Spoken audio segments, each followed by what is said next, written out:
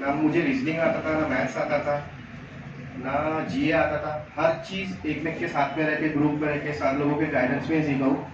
तो आपको मैं सिर्फ इतना ही बोलूँगा कि एक्स्ट्रा आप लोगों को कुछ भी नहीं करना है। जितना एसएनएस बोल रहा है, जितना संदेश सर, सुभाष सर बोल रहे हैं, सिर्फ उतना कर लो, ईमानदारी से कर लो, खुद पे फेथ रखो, रिजल्ट आपका लगना ही लगना है। मैं तो बोलता अगर मेरा लग सकता ना यहाँ पे बैठा, हर किसी का लग सकता, क्योंकि मेरे से ज्यादा वीक, मेरे से ज्यादा नेगेटिव माइंड किसी का भी नहीं था कॉम्पिटिटिव में। पर वो नेगेटिव चीज को पॉजिटिव में बदलने के लिए एसएनएस ने जो मेरी हेल्प किया है, इवन कोरोना जैसी समय में भी मैं क्लास में बैठ के पढ़ाई करता। जो हमारी वहाँ पे जो काकू है, उनके घर में पेशेंट होते थे, कोरोना के पेशेंट हो गए थे, उसके बाद भी सर ने मुझे यहाँ बैठने के लिए अलाउ किया कि नहीं यार तू जीत से लगा रहे, मेरा हो जाएगा। और खुद पे भरोसा नहीं था मुझे कि मेरा हो जाएगा, पर सर लोगों को बहुत ज्यादा भरोसा था, स्टाफ को बहुत भरोसा था, नसीम भाई, नीरज सर को बहुत भरोसा था कि हो ही जाएगा, हो ही जाएगा। एक समय ऐसा आ गया कि प्री निकलने लग गए, पर मेंस नहीं हो रहा था, क्योंकि मेरा जीए बहुत ज्यादा वीक था। कैसा पढ़ना, क्या पढ़ना, तो मैं अपने दोस्तों को सबको पूछता था। फिर जिसमें बहुत अच्छी, जिसमें जैसा अनिकेत बुलकर्णा, उसका जीए बहुत अच्छा था, बहुत ही ज्यादा अच्छा था। मैंने देखा यार ऐसा ये क्या कर रहा है, ये जीए में 30+ ले रहा, 40 पे थे, और मेरे को 5 भी नहीं आ रहे, आज भी नहीं आते मुझे इसमें। पर मैंने उससे देखा, उसका पढ़ने का तरीका देखा, तो उसने बताया किस तरीके से की पॉइंट्स बनाते हैं, किस तरीके से चीजों को अंडरलाइन कर करके 1 बार, 3 बार, 4 बार उसका फिर क्विज दे के तो वो समझ में आया। ऐसे ही करते करते करते तब प्लस में एक समय के बाद इतना कॉन्फिडेंस बूस्ट हो गया कि अब लगा भाई अब नहीं भी पढ़ के जाएंगे ना तो पेपर में निकल जाएगा। और देखो हो ही गया।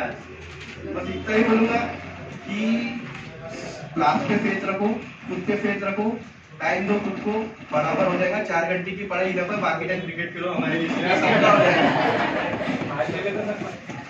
बस हो जाएगा, और क्या बोलूं सर। बस एक ही चीज बोलेंगे आप लोगों को कि देखो क्या होता है कि अगर आप कमजोर है ना तो बस जिद रखो और जॉब लगने वालों के साथ में रहो।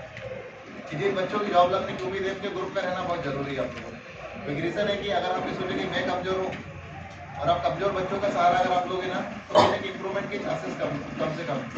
अब प्रणय के ग्रुप में अगर देखा जाए तो नॉवेश्वर बहुत अच्छा पढ़ाई करने वाला विद्यार्थी रहा है, मिश्रा वो भी बहुत अच्छा पढ़ाई करने वाला विद्यार्थी रहा है, अमोल हो गया, निकुंज हो गया, सम्यक हो गया। ऐसे इतने सारे बच्चे थे जो क्लास के बोल सके तो बहुत ही हाईलाइटेड स्टूडेंट रहे, और उस ग्रुप में कहने के प्रणय भी उस ग्रुप का हिस्सा रहा। तो क्या होता है कि जो ब्रिलियंट स्टूडेंट होते हैं कहीं ना कहीं अपना एक्सपीरियंस शेयर करते हैं और एनर्जी कहीं ना कहीं एनर्जी क्रिएट करती है। तो कहीं ना कहीं उन लोगों की उम्मीद और कहीं ना कहीं फिर हम लोगों का पर्सनल टच भी प्रणय के साथ था, क्योंकि एक बच्चा कहीं ना कहीं तो या तो टैलेंट से जगह बनाता है या तो स्वभाव से जगह बनाता है।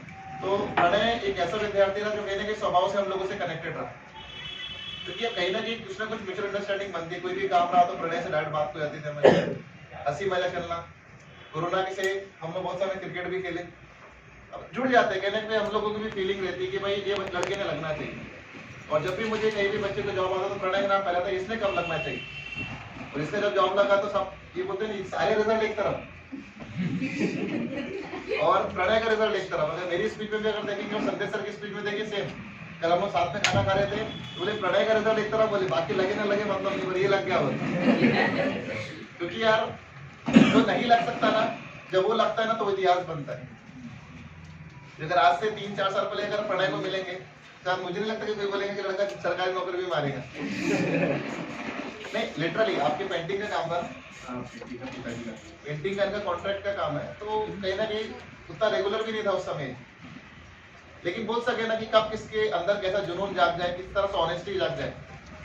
सारा खेल कहीं ना कहीं एनवायरमेंट का होता है। और आप लोगों को मैं ये बोलूंगा कि बस आप लोग ज्यादा समय जॉब लगने वाले विद्यार्थियों के बीच में रहो, कॉम्पिटिटिव के स्टूडेंट के बीच में रहो। जब आपके अंदर कुछ सीरियसनेस जागेगी ना तो खुद अंदर एक आग बनेगी कि भाई मुझे भी अब जॉब क्रैक करना है, अपना फ्यूचर सिक्योर करना है, माँ बाप के सपने साकार करना है। और सही में यार जैसे आज प्रणय ने बोला कि मेरे पापा 40 साल और जवान हो गए। लिटरली यार कि एक समय के बाद घर के बड़े लड़के हैं और माँ बाप की भी बोलते ना 25-26 के बाद एक उम्मीदें बनती कि मेरा बेटा मेरा बोझ संभालेगा। बोलते हैं ना कि मेरा बेटा जो है मेरे घर का बोझ संभालेगा, मेरी जिम्मेदारियों को बांटेगा। और सही में माँ बाप एक समय के बाद वो उम्मीद करते हैं, और जब वो उम्मीद के ऊपर आप खड़े उतरना स्टार्ट होते ना तो सही माँ बाप की जिंदगी दोबारा वापस आती है। तो सही में आप लोगों के पास भी एक मौका है, और सही में वो फीलिंग शायद बड़े शब्दों में नहीं बता पाएगा कि जब उसके रिजल्ट आए होंगे, वो घर में वो जब घर में शेयर किए होंगे पापा मैं भी आज कहीं ना कहीं कुछ कर सकता हूँ, तो सही में वो मोमेंट्स अनबिलीवेबल होते हैं ये मोमेंट्स कई बार बच्चों के घर में हमने खुद फील किए हैं कि माँ बाप के पास भी शब्द नहीं होते कि किस प्रकार से मैं आप लोगों को बताऊं। और सही में ये फीलिंग्स आप लोगों ने जीना चाहिए, लाइफ एक बार मिलती है, वो फीलिंग्स को जियो, बराबर है। और कुछ प्रणय अपना एक्सपीरियंस बताना है? एक चीज बोलूंगा लास्ट में, आप लोगों की बैच में भी टॉप 10 निकाला जाता होगा। बहुत सारे स्टूडेंट, मैं खुद स्टूडेंट रहा हूँ तो मुझे पता है, बहुत सारे स्टूडेंट्स का एक ऐसा रहता है कि टॉप 10 में जाके क्या करेंगे भाई, वहाँ जाके मार लेंगे, वहाँ जाके मार लेंगे। ये सोच मेरी बहुत रही है, बहुत टाइम तक रही। पर एक चीज बताऊँ, वो एक सर हमारे इसमें ना टॉप 40 निकाल देते उस टाइम पे, और उनकी एक रो ही बना देते थे, और उसके बाद में फिर टॉप 10 जो मार्क्स के हिसाब से आगे बैठते थे। तो कभी ऐसी लगता नहीं था वहाँ जाएंगे। पर जब मेरे बाजू में बैठा था वो भी 40 मार्क लेता था, फिर मैं भी 40 लेता था। जब वो धीरे धीरे आगे बढ़ते गया ना, तो मेरे को अच्छा नहीं लगता था यार, मेरा दोस्त मेरे से अलग होते जा रहा। तो मैं भी थोड़ा थोड़ा पढ़ने लगा, तो वो जीत आ गई। कुछ पढ़ाई में इंटरेस्ट नहीं था, कुछ ये नहीं था कि जॉब करना, भाई ऐसी चक्कलस करने क्लास में आ गए थे, तो करना है करना है। और सही में बता रहा, वो बेंच है ना, जादुई बेंच है, सामने के 2 बेंच, सही में बता रहा। आज सर मेरे बाजू में ऐश्वर्या मैडम, मैं पहले इधर साइड में बैठता था, थोड़ा कूलर के वजह से मैं ये साइड में, जो टॉप 10 की बेंच थी उस समय अभी टॉप 10 नहीं बैठा देते वहाँ। और वो बेंच मैंने देखा, वो बेंच पे जो भी बैठा ना, आज तक कोई भी ऐसा नहीं हुआ कि उसका रिजल्ट ऐसे लेके नहीं गया। आज मयूरी ताई, ऐश्वर्या, पूजा दास, श्रेया चौरे, सब हम 6 लोग वो बेंच पे बैठते थे, और 6 के 6 वो क्लास में से अभी निकल गए ये एग्जाम में। तो बोलूंगा कि टॉप 10 में आने की कोशिश करो। वो सोचो मत कि उधर रिजल्ट क्या होगा, रोज छोटी छोटी जीत को सेलिब्रेट करो। रोज सोचो कि मैं 2 मैच कैसी ज्यादा करूँ, कुछ नया, और आधा घंटा एक अपने लिए ऐसे निकालो कि कुछ आज नया सीखा, भाई मजा आया, आज कुछ नया पढ़ा, कुछ रीजनिंग किया, कुछ ये किया, आज मजा आया। बस इतना अगर ला लिया ना, और बाकी एसएनएस का गाइडेंस बस कुछ भी नहीं चाहिए। कब टाइम निकल जाएगा ना ऐसी, और कब मोमेंट बन जाएंगे आपके, आपको पता ही नहीं चलेगा। बस इतना ही बोलूंगा। मैं और बोलूंगा, प्रणय आपने ज्वाइन कब किया था, थोड़ा सा बताइए। मैंने 2017 के एंडिंग में ज्वाइनिंग किया था, पर बहुत ही ज्यादा चक्करलस पे, बहुत ही ज्यादा कि भाई लड़कियां देखने हैं, नहीं था। मैं इसलिए बता रहा हूँ, कॉलेज का स्टूडेंट था, मेंटालिटी वैसी कॉलेज में चलती बनती थी अपनी, बोले चलो भाई क्लास लगा लेंगे, घर वाले भी कब तक पढ़ाएंगे, एक समय के बाद हार मार लेंगे घर वाले। पर अपने घर वाले अपने से ज्यादा जीती, भाई तेरे को तो सरकारी नौकरी लगा के ही रहेंगे। तो मैं 17 में आया, चक्करलस करते करते 18 हो गया। फिर 18 में मेरी थोड़ी सी हेल्थ इश्यू हो गए, तो उस समय मैं तबीयत खराब होगी। तब मेरे को ऐसा लगा नहीं यार भाई, अब तो हेल्थ इतनी खराब हुई कि अपन काम भी नहीं कर सकते आगे चल के, अब तो पढ़ना ही पड़ेगा। तो उस समय मैं स्टडी किया। उस समय मेरे को नॉरेस्टर और प्रतीक मिश्रा, हम 2 स्टूडेंट थे, बहुत टॉपर थे, तो उन्होंने अपने ग्रुप में लिए, और मेरे को धीरे धीरे, भाई देखो उस समय तो मैं एक वर्डिक भी नहीं मारता था, एक वर्डिक भी नहीं आता था मेरे को, एक भी नहीं। तो धीरे धीरे वो कराते गए, उसमें मेरा इंटरेस्ट बढ़ने लगा, यार चल रहा है, मजा है, करते गए करते गए करते गए। वर्डिक जैसे ही मेरा वर्डिक बना, उसमें वर्डिक बहुत कम स्टूडेंट्स थे जिनका वर्ड प्रॉब्लम में स्ट्रेंथ था, तो मेरा नाम है ना प्री में आने लग गया। सर की शादी थी 2019 में, स्टार्टिंग में 20 में।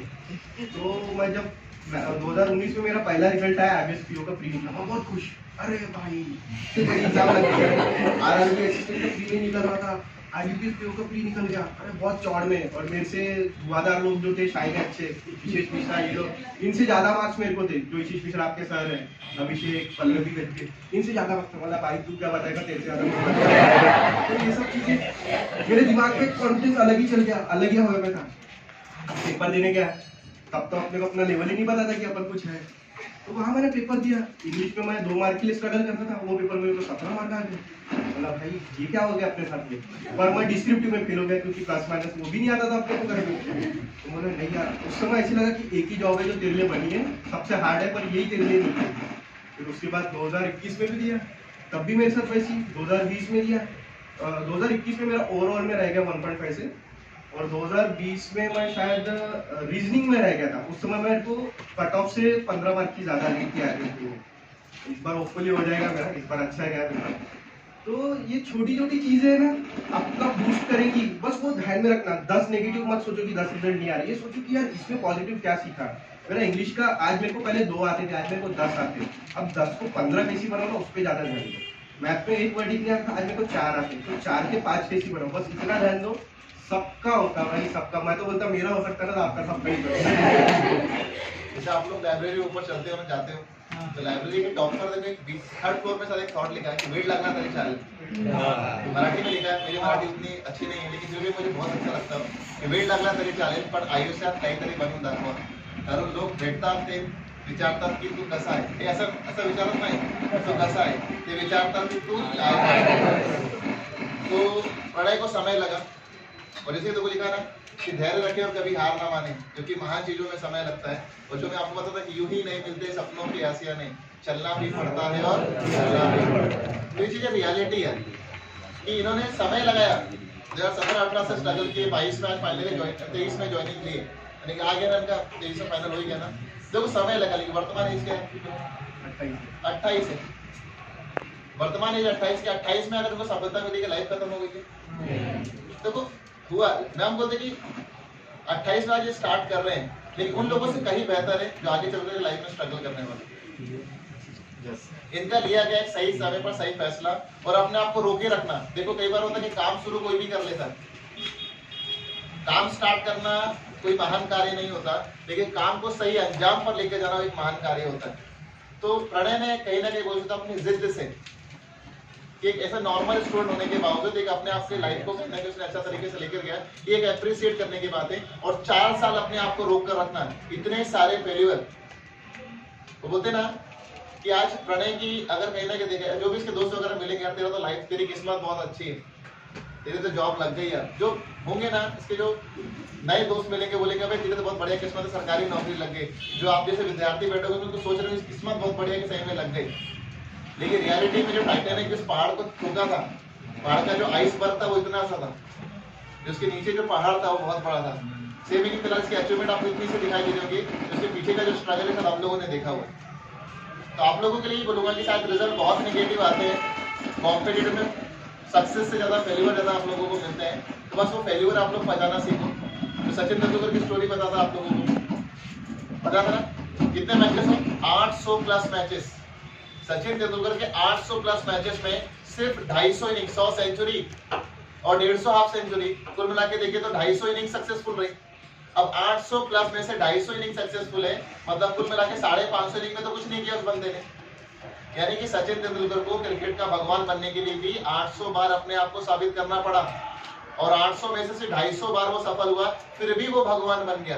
तो दैट मीन्स कि आप लोग अगर अपने आप को समय अगर देते हो, भविष्य में रिक्शा चलाने या रोड पर मजदूरी करने से बेहतर है या किसी की गुलामी करने से बेहतर है कि मैं बोलूंगा अपने लाइफ की जितना आपके पास अपॉर्चुनिटी उतना समय अपने आप को दो और अपने आप को अप्रिशिएट करो, क्योंकि कई बार मौके दूसरे नहीं अपने आप को खुद को देने पड़ते हैं.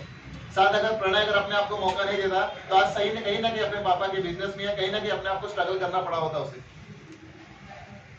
लेकिन आज उसने जो डिसीजन लेते कि मुझे गवर्नमेंट जॉब ही लाना है, अब बाद में ज्वाइन करना नहीं करना उससे खुद का फैसला है, लेकिन उसने अपने आप को एक प्रूफ तो किया कि मैं कर सकता हूँ यार. अदरवाइज बहुत अच्छे अच्छे टैलेंटेड लोग भी 4 साल की जर्नी नहीं तय कर पाते यार, सीधे 1 साल 1.5 साल ट्राई करते हैं, अब अपने से नहीं होता भाई अपने औकात में नहीं छोड़ देते. इसका रिजल्ट इसलिए हम लोगों को मायने रख रहा है कि आरआरबी हम लोग असिस्टेंट को ऑलमोस्ट अगर देखा जाए तो उतना अप्रिशिएट नहीं करते, लेकिन प्रणय जैसा स्टूडेंट जब क्रैक करता है ना तो हम लोगों के लिए वो इतिहास होता है, क्योंकि जो नहीं लगने वाला बंदा है वो लग जाए ना तो सही में एक बहुत बड़ी अचीवमेंट है. तो वंस अगेन क्लैप्स होने चाहिए.